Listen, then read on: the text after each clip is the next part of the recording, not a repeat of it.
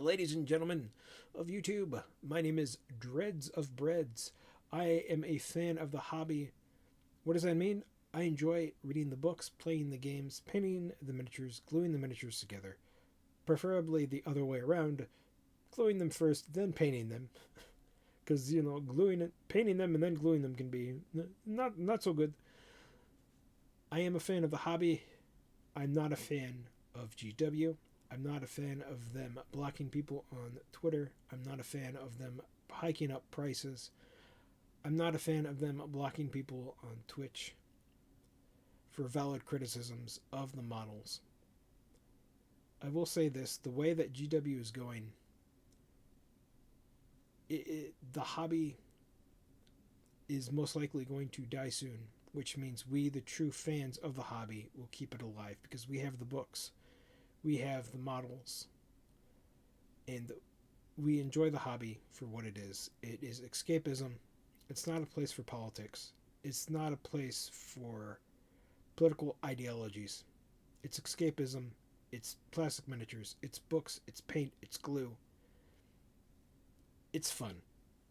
If you're going to buy the models, buy them used off of eBay, or print them if you have a 3D printer. If you are going to buy the models, don't buy them directly from GW. Buy them from a third party. And now we're going to be getting into the actual preview. So I'm going to have to mute this. If you're not familiar with my channel and why I do this, it's quite simple. Content ID claims. So we're going to mute this right here. It sucks because the voice actor who does this, I really like him. We're going to miss out on his lovely, lovely voice. He's a great actor. Warhammer. Over a century ago, something insidious was discovered lurking. At the height of Hive Secundus, the city was razed to the ground in ruins, declared quarantine extremists. Whoa! But even the Imperium's most diabolical weaponry couldn't even destroy the memory of this forbidden place. Whoa, whoa, whoa, whoa, whoa, whoa, whoa, whoa, whoa, whoa, whoa, whoa, whoa, whoa, what was that? What was that? What was that?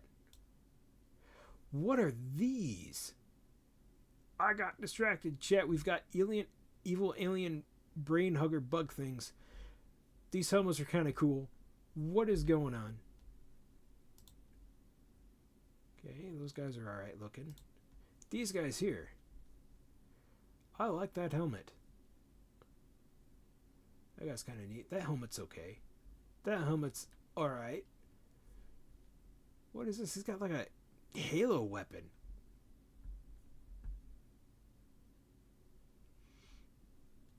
Sorry, chat. Couldn't destroy the memory of this forbidden city. And whispers spread across the planet. Whisper turned to rumors. Whoa!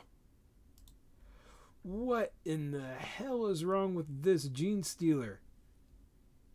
This gene stealer got into the LSD. Not good. Oh, that gene stealer be tripping. Oh my god, what is wrong with these gene stealers? What kind of funky stuff did they get into, man? I'm sorry, I forgot to read the story, but holy shitballs.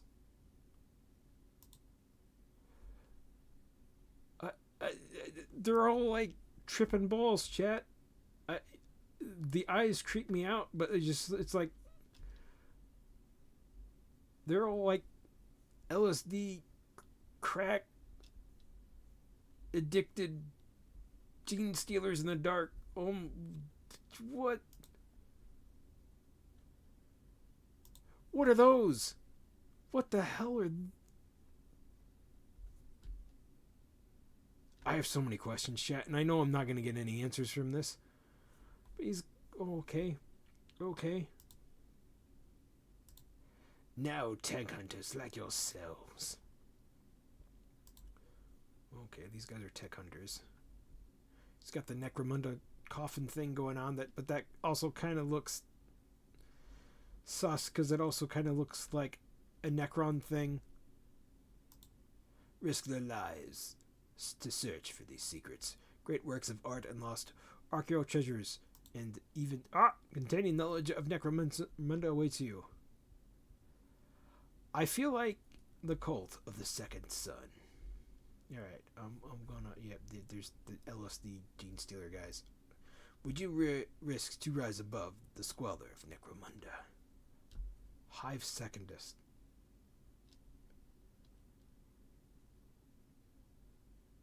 Necromunda's new season. Alright, chat, so we now know where the heart and soul is going with GW. It's not their main products. It's not AOS. It's not Warhammer 40k. It's the other products. It is Horus Heresy. It is Necromunda. It's probably going to be Blood Bowl, maybe. I doubt Blood Bowl, but Blood Bowl's a lot of fun. I'm biased. I like Blood Bowl. It's fun. It's supposed to be funny. But as you can see, without Blood Bowl, it is in the side games. It is in Necromunda. It is in Horus Heresy. And I wonder if it's because it's not the flagships, so they're able to do what they want to do and stick to the rule of cool instead of being bogged down and being restricted by GW with their current... I don't know what to call it. I really don't know what to call it, chat. They're stuck with the ick. I'll say that. They're stuck with the ick, trying to please a crowd that doesn't want the products, doesn't want to consume the products, doesn't care for the products, and that group will eventually eat itself, because that's what they always do. Anyway, I'm very excited for this, but I know it's probably going to be super short. It's probably going to be like not even 2 minutes. Hive Secundus is on the way. I'm joined by Alex and Rob from the studio to talk all about the new setting. Guys, welcome to the show. Thank you very much for having us. Yeah, no worries. Absolute pleasure to have you. So let's start by delving into Hive Secundus. So where do we find ourselves in this new setting?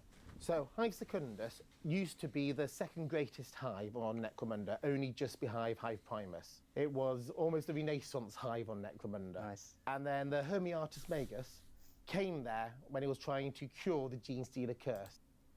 Very awesome artwork. Very cool. I was trying to pause on those guys. What he was doing was he was messing around with the genetics of the Gene Stealers, trying to find a way to reverse anything that they did. Oh. And hello there, human. Let me give you a kiss. Yeah, gross. Basically protect all Imperial worlds from the Tyranids. Predictably, it all went a bit wrong. So you can see how these guys are talking to each other, or how he's talking and he's actually attentive and they're having a good time. You didn't get that with the other guy, with the other couple of guys, especially with the last, I forget his name. I don't know his name. The guy with the shaven head and the ponytail. He just looked super annoyed to be there. And you can tell that these two guys actually get along and they actually care and both love for the product that they made. Where the other guy, he wasn't happy with something. And just, again, this is something I've picked up on the last stream that they did. It's one of them always looks super annoyed, like they had an idea and they couldn't do their idea because they had to be forced to do what the company wanted. It's weird, man. It's weird. Something's going on behind the screens. I think I know what it is, but I can't say for sure. But it's just super weird. I'm gonna take off my tinfoil hat now and we're gonna enjoy this because these guys are having a great time and I'm actually excited for this. As it does, it's 40k. Exactly, as it does in Warhammer 40,000. Yeah. So he ended up being infected himself. I gradually took him over and he unleashed the Gene Stealer curse upon Necromunda. Okay. And the cult of the second son was born.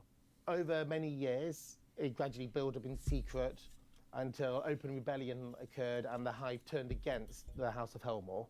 A decades-long war was fought for Secundus, and the space station above Necromunda, the Eye of Selene, was moved from its position directly above Hive Primus to be above Hive Secundus, at which point it unleashed all of the terrifying weapons upon the Hive itself. Okay. That created a huge crater kilometres deep and just flattened the Earth and created also this whole almost different area called the Secundan Abyss, with the ruins of the cracked and destroyed Hive at the heart.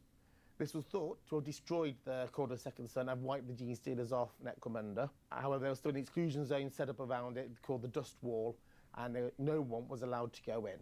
The Patriarch did not die, but he was horrifically... Oh, there it is. There's the creepy boy. He's been into the LSD. Ooh. You can tell he's been in the dark for way too long, chat. I don't like that I'm on top of him.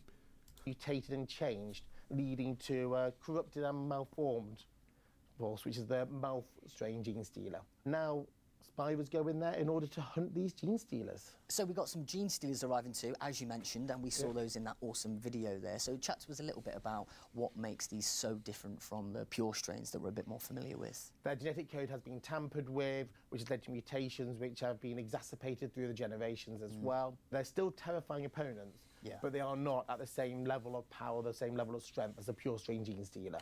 Okay. And in terms of a design point of view as well, Alex, how did you guys go about setting that up, sort of creating that kind of difference that we just heard about there?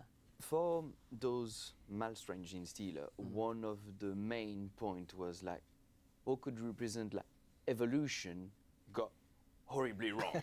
Right. So one of the aspects, okay, we needed to make them really more twisted, more feral.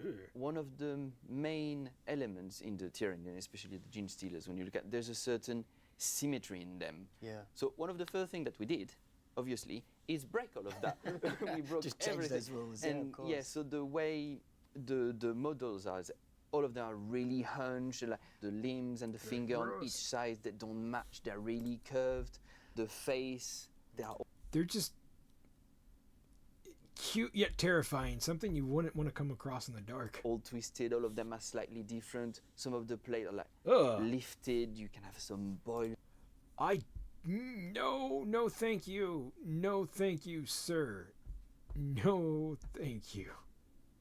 Some bubbles, something, allowing them to really stand them aside from the pure strains. Yeah, this is how the original form looks like. This is how that mutated and twisted form looks like. Yeah. And in the law as well, this idea of like, because they are so twisted and so deformed, the signal that they send by to the hive mind is so distorting and so different that the hive mind is like, nope, we're not going there.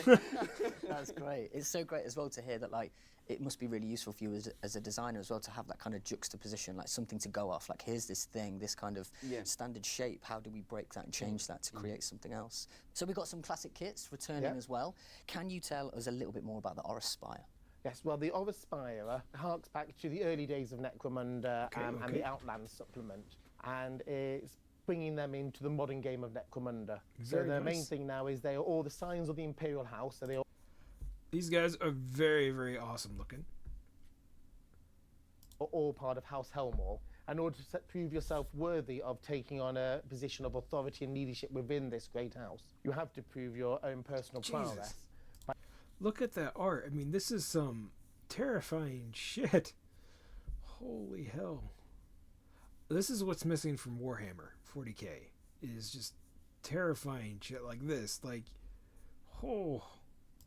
By going down into the depths of Hive Secundus in order to slay gene stealers and build your kill count and show how powerful and great a combatant you yourself are against the toughest foes on Necromunda. Yeah. They go in there with the tech hunters from the Vansar, and that's quite a symbiotic relationship. That they both need each other to go down there. Because oh man, I wanted to go back just a little bit. Just a little bit.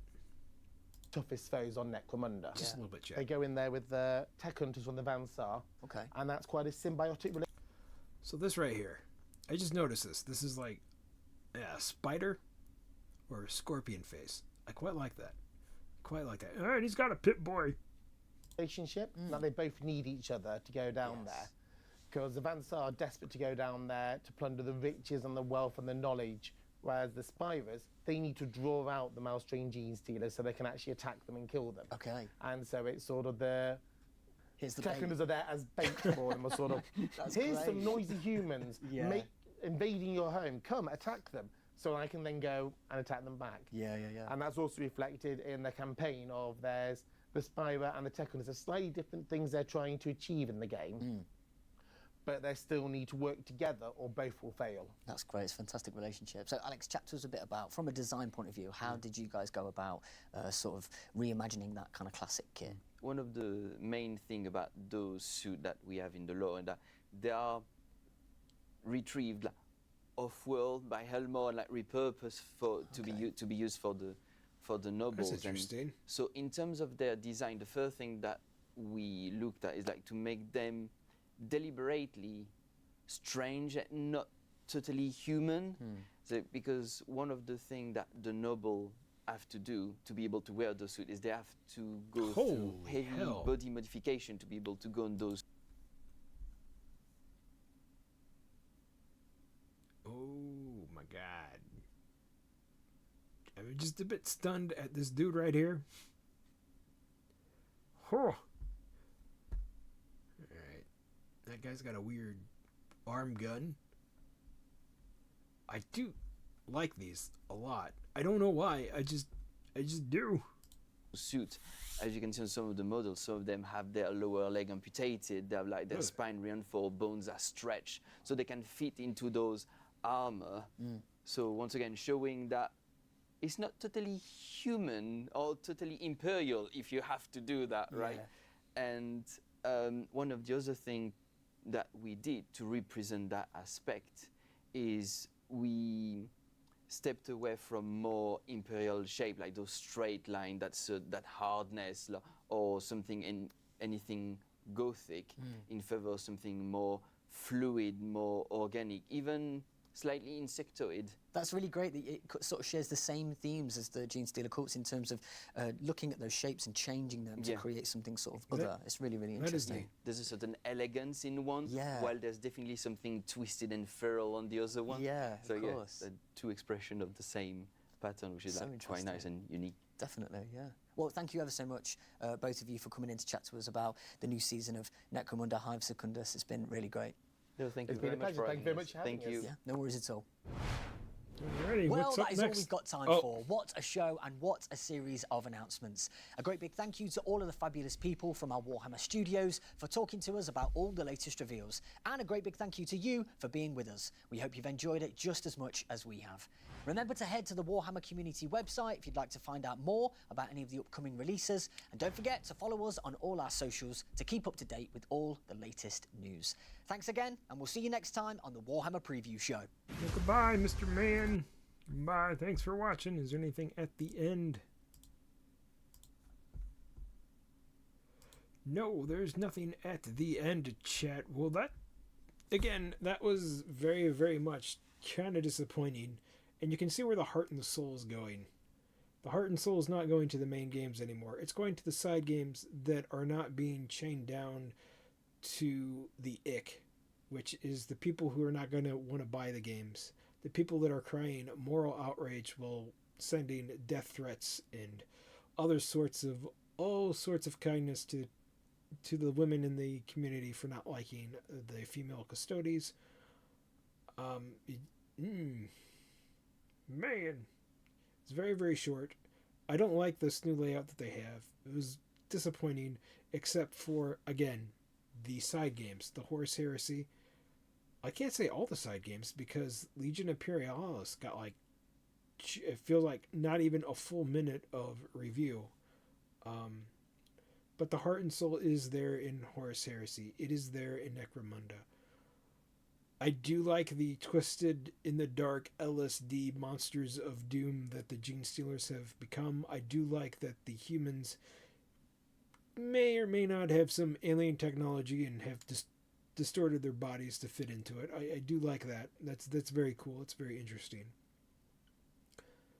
But man, very disappointing. Very, very disappointing. So you get 4 Sisters of models that can fly.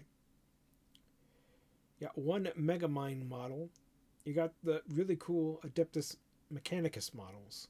But they didn't say which ones were resin and which ones were plastic. They did, but not all of them. We got this Necromunda, which was very, very nice. And just overall, this was disappointing, chat. Very, very disappointing. There's lack of creativity right now in GW. They're focusing too much on trying to please a certain crowd that will not support GW, will not consume the products, will not consume the lore, doesn't share any love for the game, for the company, for the hobby, for the escapism. And that's a shame. That truly is a shame. It really, really is a shame. But once the hobby dies, like I said, it belongs to us, the real fans of the hobby, because we have the miniatures, we have the paints, we have the glues, we have everything, and that cannot be taken away from us. Thank you, everybody, for stopping on by. I'm probably not going to have a whole bunch of clips for this one, just because I didn't really have very many good reactions. Many positive reactions, I should say.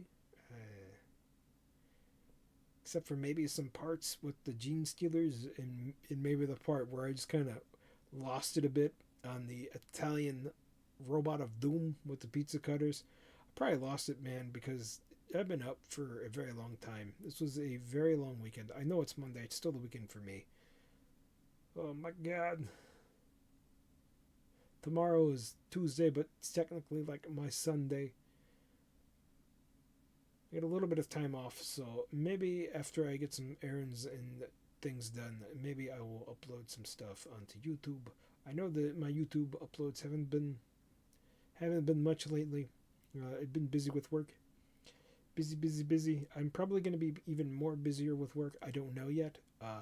Some of my coworkers are no longer working at my job, mainly because they were college kids. Now that their college is done and they're graduating, or just the semester is over, they went to bye-bye. So that means we're back to a skeleton crew. They did get some new people in. I don't know what their availability is like yet, or if they'll stick around, but I have a feeling that I'm going to be getting more hours, which means fewer free time for me to upload and things like that. But I will keep my best. If I have to go back through and just make clips from old VODs, I will do that. I know it's probably what not people want, but that's what I'm going to do. I didn't know if I was going to continue the Dreaded Hobbies for the Warhammer stuff, for the GW stuff, because like I said, I am a fan of the hobby. I'm not a fan of GW. I don't like what GW is doing. I'm not going to be buying any of the product from GW. If I do find product that I really, really want to buy or really, really like, it's not going to be through them. I'm going to be voting with my wallet, basically. I do know that the CEO, from what I read, she sold all her shares in stocks, which is not a good sign in jump shipped. And the more that I find out about GW, the less that I like them. I really do. Like when I found out about the guy named Rob, who pretty much set up the entire Twitch channel, and they have him blocked because they're being petty because he left GW, and you can't do that. That's really shitty, man. That's just really shitty. But anyway, ladies and gentlemen, my name is Dreadbread. I've rambled on long enough. I hope you enjoyed all these fresh new content. Thank you everybody on Twitch for sticking with me and dealing with all my intros and exits and everything and stuff like that. I know some people don't like streamers to do that, but I have to have content for my YouTube channel, which has gotten over 160 subs, which I'm very, very excited about. Very, very, very, very thankful for you guys for liking my comments, liking my comments. What am I talking about?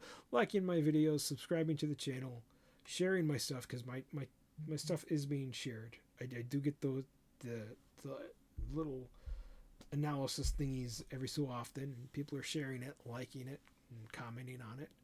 And I will continue to do my best to entertain you guys. And thank you for sticking around. And I will see you all later. Till next time, my name is Dreadbread. I will see you later. Bye-bye.